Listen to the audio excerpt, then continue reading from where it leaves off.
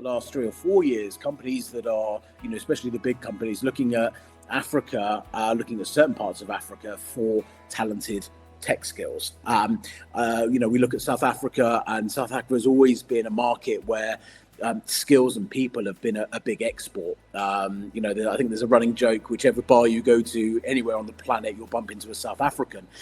And that's kind of true. South Africans do travel very, very well. Because while what we've seen post-COVID is that there's almost been this remote brain drain. So it's not necessarily people having to relocate themselves, their families, their dogs, overseas, but actually companies that are coming in saying, listen, you can live in Cape Town or Nairobi or Lagos or Dar es Salaam, as long as you've got an internet connection and you're on the same sort of time zone as us, you can work as if we were hiring someone 50 kilometers away in London or Manchester or Munich. It makes no difference. You have to look at the demographics in Africa, and I'm using Africa in its broadest sense.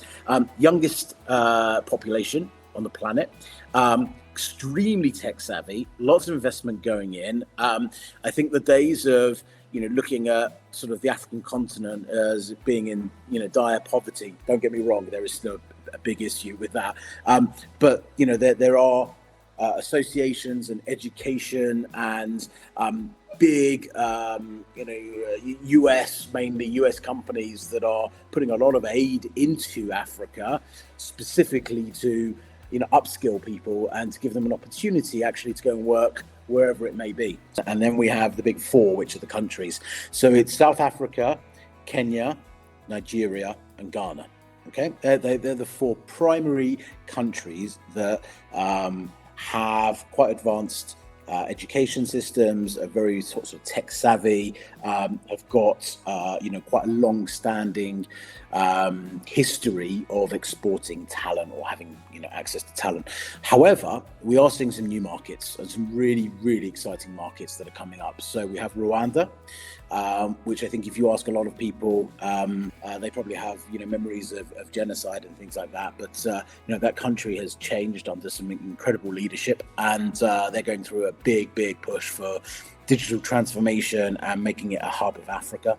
We have some of the smaller countries as well. So Mauritius is also a very sort of cosmopolitan country. Again, you speak to people and you mention Mauritius, people go, oh, it's money laundering. Well, that's a thing of the past. It was on the grey list, as is South Africa, but they've moved away from that. And then we have some other countries that are doing some interesting things. We have Zambia, we have Malawi, we have Zimbabwe. You can never forget, the talent that comes out of Zimbabwe is incredible. And I think we'll see over the next 10 or 15 years some other countries that people may not have even probably heard of, quite frankly, coming up with new talent and sort of new opportunities. And the countries I've spoken about there are very much sub-Saharan. If we look at North Africa and we look at Egypt, Egypt's got an incredible amount of talent. Absolutely, it's mind-blowing. As has Tunisia and Morocco and some of the other sort of North African states. If I'm looking at tech talent, depending on what sort of talent I was looking for, or what type of business I was, if it's something like e-commerce or fintech, then I would look at South Africa, I'd look at Kenya, and I'd look at Nigeria, because they're very advanced in terms of that. If I'm looking for things like new technologies, data science, AI, I would probably, again, look at similar types of countries, but I would focus more on what are the academics around that. So is data science being taught? Are there master's degree programs that people can enter with low barriers of entry? The problem is that I think a lot of the continent would love to do MBAs and masters and things like that.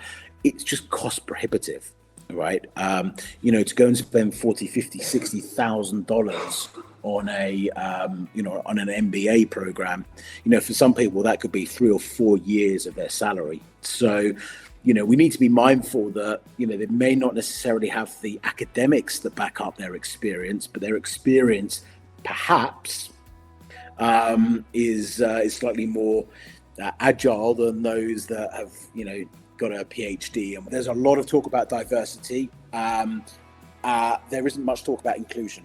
So yes, okay, we can have a diverse workforce and we can tick all the boxes and go, we've got X amount of women and X amount of these, this culture and that gender, but it doesn't mean that they're included. Unless you're including people, then all you're doing is ticking a box.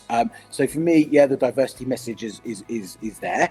But now I think the objective is, how do we include people, whether that be gender, whether that be sexual orientation, whether that be age, cultural differences, religion.